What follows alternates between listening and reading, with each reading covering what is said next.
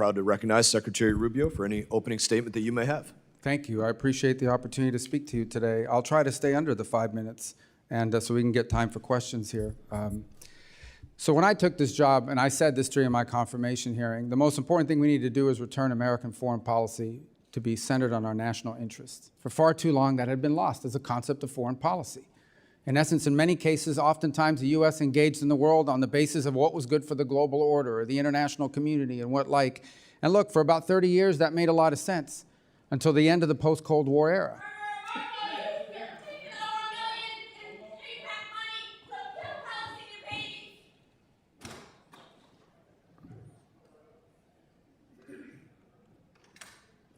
So that made a lot of sense for a long period of time during the Cold War, but then we entered the post-Cold War era, and the world order has rapidly changed. We entered a new era about 12 or 14 years ago, and we entered an era of near-peer competition, where for the first time since the end of the Cold War, the United States had a near-peer competitor and adversary in the state of China. And we need to confront that, and our foreign policy needs to be geared around that and on the realities of this new world. And so what that means is we have to have a State Department that can deliver on a foreign policy that is rooted in the national interest of the United States. To defend the national interest of the United States requires us, number one, to make sure that every dollar we spend and every action we take has to have measurable outcomes that deliver for the American people. They have to either make our country safer, or they have to make our country stronger, or they have to help make our country more prosperous. It has to do at least one of those three things. And ideally, whether it's a program or a measure that we take, it should do all three of them. Now, what that means is that there are some great causes in the world. There really are. There are some great causes. There are some horrifying things that are happening on the planet. America cannot solve every single one of them. What we need to focus on is prioritizing our foreign policy to those areas that are in our national interest. Now, we will still remain the largest contributor of foreign aid and humanitarian assistance on this planet by far. The United States, even under the budget that's before you today, and the changes we have made, will still contribute more in foreign aid than the next 10 countries combined, than the entire OECD.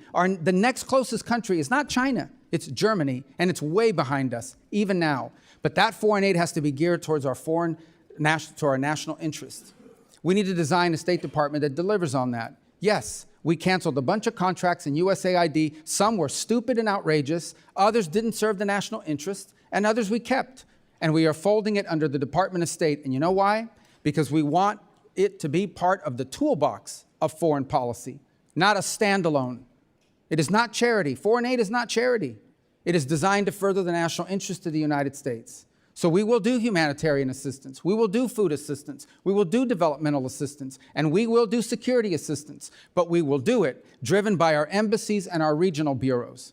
Because what those issues mean look very different in Guatemala than they may in Chad, or in Kenya, or in some other part of the world in the Indo-Pacific.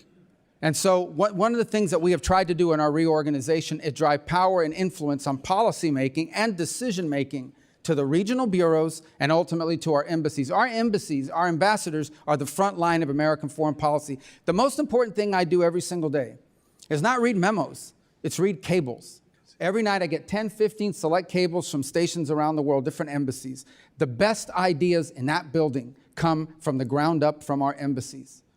Now I want to tell you something else. Look, I did serve in the Senate for a long time, so this is a new job to me. When I got there, I'd get a memo. I still get these memos. I should have brought one today. In order for an idea to reach me, a decision to reach the Secretary of State, some of these things have to be checked off by 40 people, 40 boxes. And if any one of these people has a question, they can hold it up before the idea even ever gets to me. Now that sounds like a crazy thing to begin with. We can't afford it in the 21st century. We have to be able to move very quickly. And a case in point is what happened last week. Syria, under a new authority, granted people with some checkered background, is on the verge of collapse potentially. And if it collapses, it will devolve into civil war. And civil war will mean that it will become a playground for ISIS and other jihadists, not to mention Iranian influence coming back in. So there's no guarantee that by outreach and working with the transitional authority in Syria, things are going to work out. It may work out, it may not work out.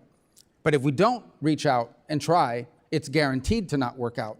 And so we had to move very quickly to action that. If we had not done sanctions relief last week, and now the EU has followed suit, then our partners in the region could not have provided donor dollars so that that transitional authority could try to stabilize its governance of the country, that place could have collapsed within weeks and become an ISIS playground once again.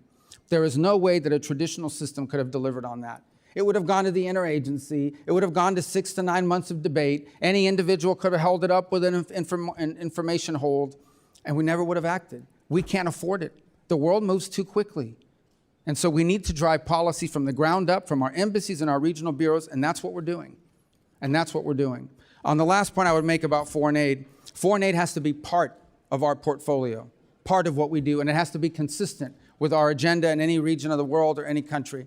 And oftentimes you will find, and maybe some of you have found when you travel, you go talk to an ambassador and they will tell you what USAID was pushing and what they are pushing in the country are not just different, they're in contradiction.